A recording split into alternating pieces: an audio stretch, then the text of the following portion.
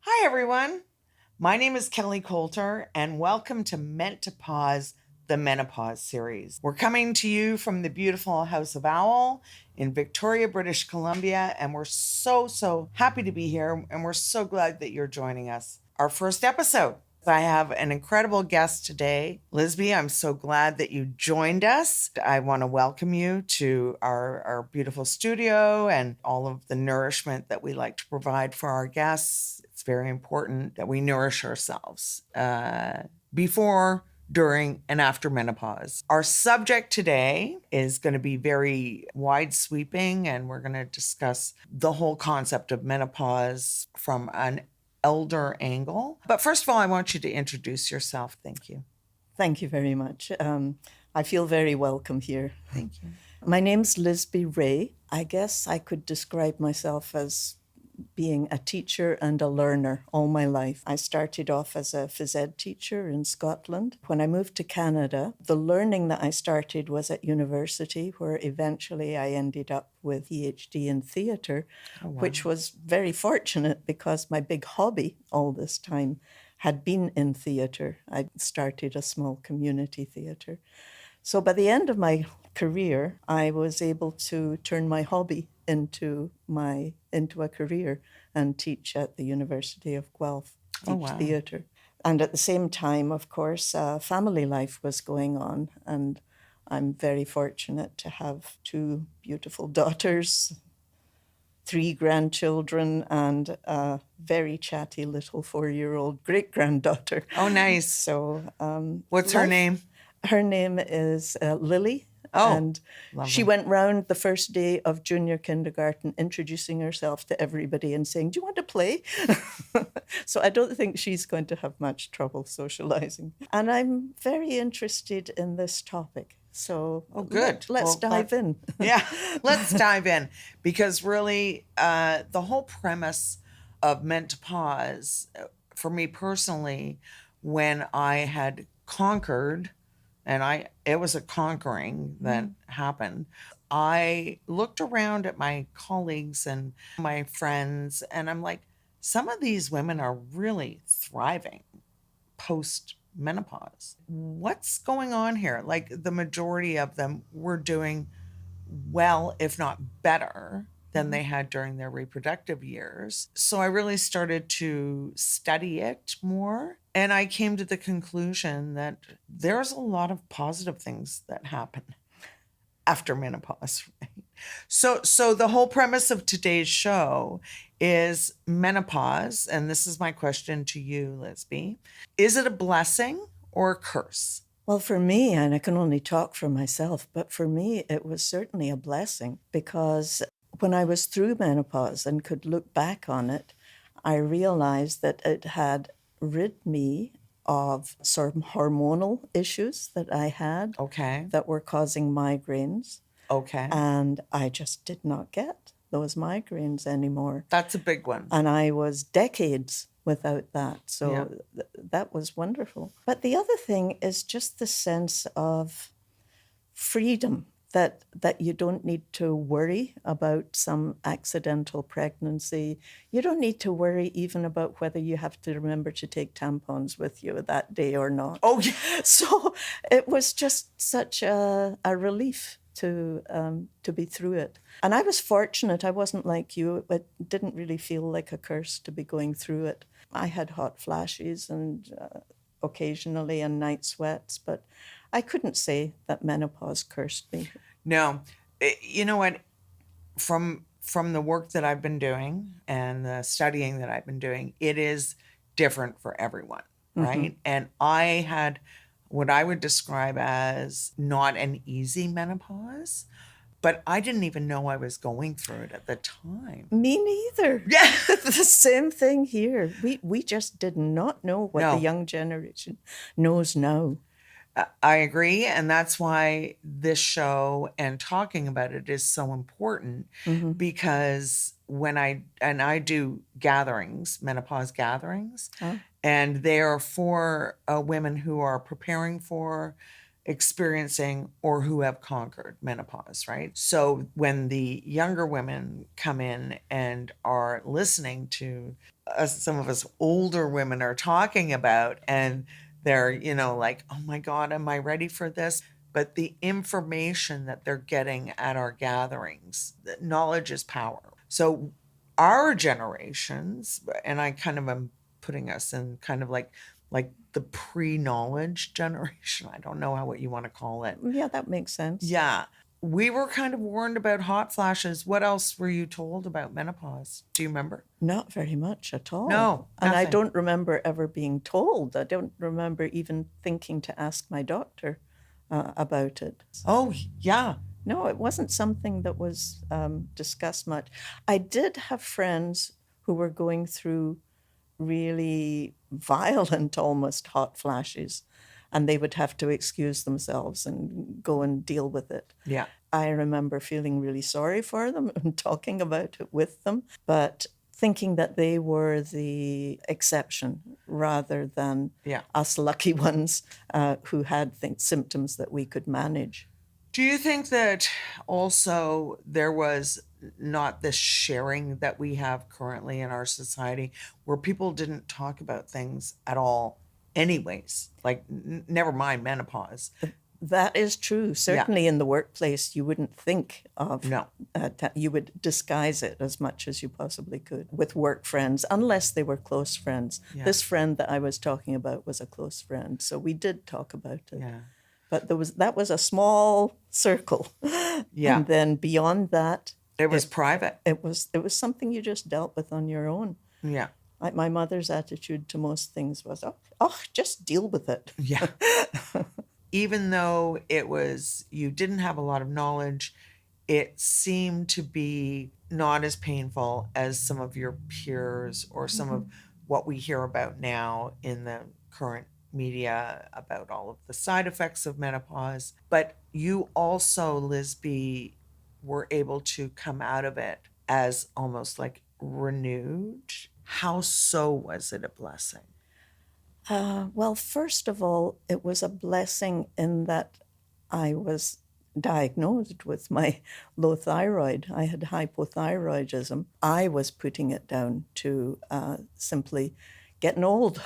And so all the symptoms that I was having, putting on weight, getting a bit depressed, feeling life wasn't as shiny as it used to be, all those symptoms were, of course, also symptoms of menopause, but the two were happening at the same time. And when I finally went to the doctor and got diagnosed and on the correct medication, it was as if the scales fell off my eyes, and I could look forward to a rich and full life once again, instead of being on the staircase descending towards old age. So there was that physical change, first of all. But then after that, looking back on what life had been like and what life now offered to be, there was a sense of freedom, of feeling that I could step out into a more open atmosphere, that life was opening up for me rather than closing down. Is that because it was your post-reproductive years? It was that, yes. And I mean, I really hadn't thought that I was going to reproduce again for quite a long while. I was very happy with my 2 daughters and didn't want any more. No, it wasn't just that. It was the sense that I had more control, more power in myself once I was through menopause, once I'd reached that stage in life. Yes. Yeah. And round about the same time, I also found core of what I could do when I reached retirement. And that was listening to Stephen Lewis speak. I don't know if you've ever heard him speak? He's I a have. fabulous orator, I isn't he? have. And he was speaking about the grandmothers in Africa and how they were stepping in to care for a whole generation of orphans because of the AIDS pandemic. Oh, yes. And something just clicked then, and I thought, I'm about to have a grandchild. I can see myself taking on this cause when I have the time for it. And Oh, I so like when that. I stepped into retirement, I was already a member of the Grandmothers to Grandmothers campaign. Tell me a little bit about that campaign. It was started by the Stephen Lewis Foundation. People realized that the the folk who were doing all the hard work of looking after the orphan children left behind when their parents died of AIDS were women. Mm-hmm. And then they looked a little more closely. Who were these women in all the groups that were reporting to the Stephen Lewis Foundation? Who were they? And time after time, the message came back, it's the grandmothers.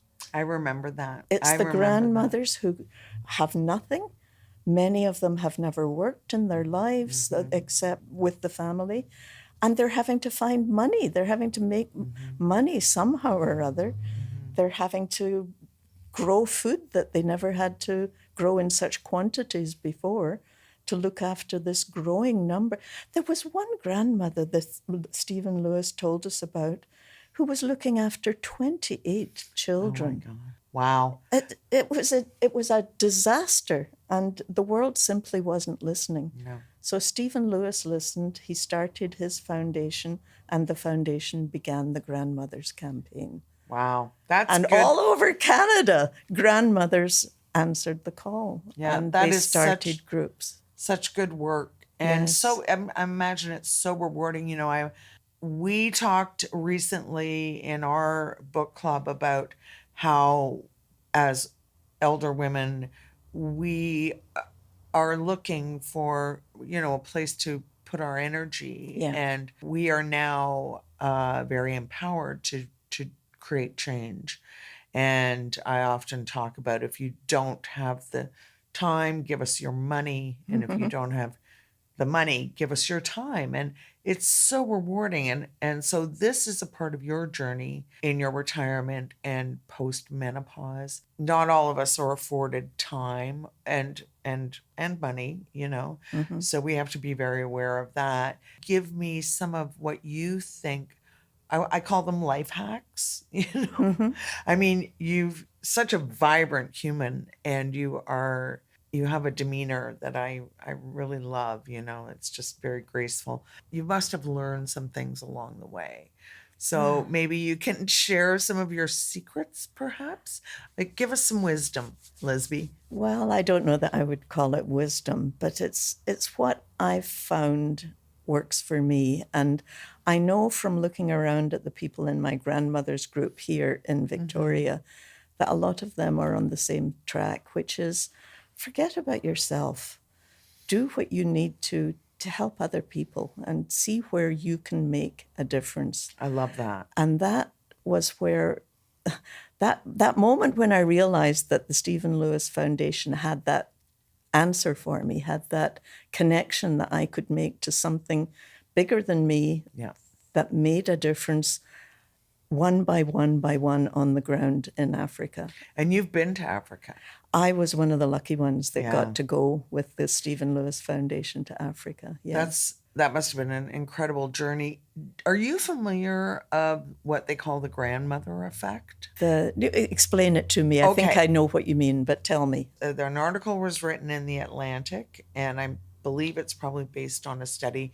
I wish I had the information in front of me right now. I didn't know we were going to get into this today, but the grandmother effect is essentially, it's that the reason that humans have been able to flourish is because of the grandmothers that are taking care of the children as their daughters are still in their reproductive years and are still, you know, childbearing and in and of itself. So the grandmothers are the caretakers, essentially, which I think that, I mean, I'm a grandmother I think that we have many roles to play, not just physically, but mentally, spiritually, Share some of your thoughts on your role as a grandmother. And my role as a grandmother works within the family, as you have said, but it's also the community. Like by building that healthier family that can cope with the moments when you have to have a phone to call grandma and see if she can come because your particular circumstances have just fallen apart and you need someone to look after things till you get back on your feet. Yes, within the family, that is really important, and it's nice to be able to do that. But by keeping the families together, you're also holding the community together. I agree. And that is so important in Africa Yeah. because the communities were falling apart. The teachers and the hospital workers and the social workers, everybody was dying. And it was the grandmothers who stepped in to hold it together. And not only that, now in Africa, they are becoming leaders where women very often As were it not should allowed be. leadership roles. And they are now stepping up and saying, it's not enough the way we have things just now. People need to listen to our voices. I could not agree more.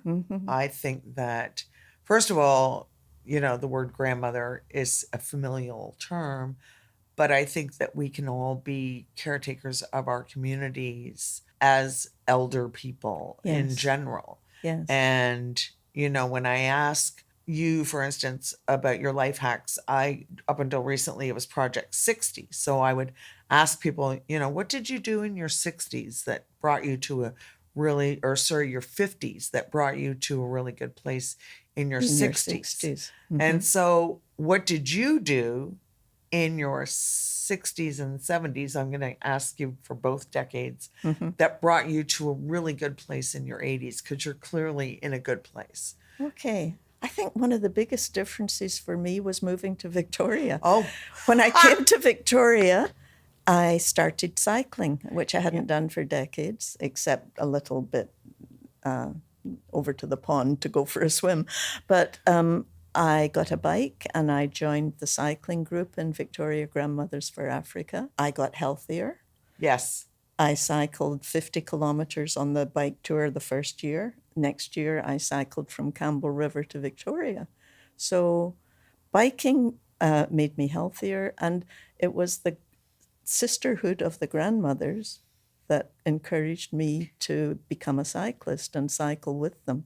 And now that I'm 80, I realized that last year, cycling up the hill from some of those hills from Campbell River back to here was just a bit much for me. So I was determined to keep cycling with my sister grandmothers. So I got an e-bike, and you compromise. You do what you have to, but you keep going. Adapt and keep yourself healthy so you can keep doing what needs to be done. Oh my gosh, when I think on the world now, there's so much. All the battles that we fought as activists back in the 60s and 70s and 80s, they're all on the verge of or actually being undone. There is so much work to do. Yeah. I cannot believe that what is happening right now further south to us is actually happening. I know. And it's very concerning. I think that, having this conversation today, when you talk about your sisterhood with your fellow activists, the grandmothers here in Victoria, I think that is so critical for communities all across, around the world, really, is that women start organizing and coming together. Yes. And talking, like there is a reason that certain cultures, certain parts of the world are prohibiting women from even talking to each other, right? And so this is why we have to become even more resilient and connected. Connected. It's the connection that gives me inspiration to keep going. Yeah. Yeah. And it's fun too, though, right? Oh, we have great fun. We have a book club, a movie club, a theater club. And we do all sorts of things to strengthen our bonds together. Yeah. But the reason that we are a group is to work for Africa. Mm-hmm. Yeah. We are very fortunate here in Victoria. We live in a beautiful part of the country. We have a wonderful climate.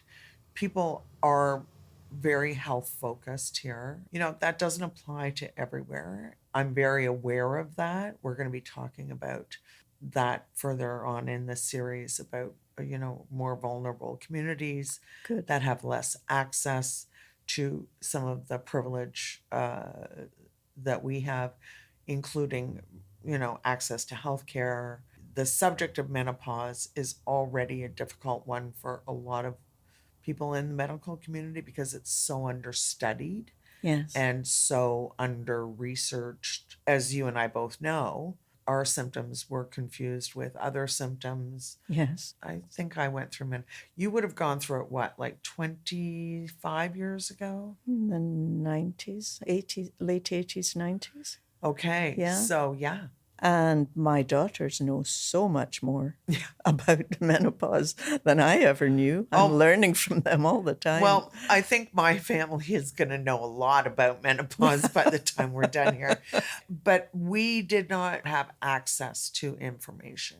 I wanted really today to kind of set the template for what we hope to do with the series, which is to give women some hope, if you will, for the future. Yes. And that life certainly does not end post-reproductive years. So maybe you could speak to that a little bit about how you have thrived after menopause. I think after menopause, I said earlier that I felt that I had more power and more, that I didn't need permission to use that power, that I could just do it because it needed to be done. I didn't need to make sure that I wasn't stepping on someone's toes or working in the wrong way. That if I saw the need and I wanted to do it, I could just go ahead and do it. And if that upset people, well then we could still keep talking about things. We didn't need to become enemies because they didn't want to follow the same route that I was. But I was not going to let the presumed censure of other people stop me from doing what I wanted to do, that I could make my decisions and just go ahead and do them. So permission is wrong, more demands that I get to use the power that I feel older women have in the society. And one of the great gifts that we have as retired people in Canada is that we have time.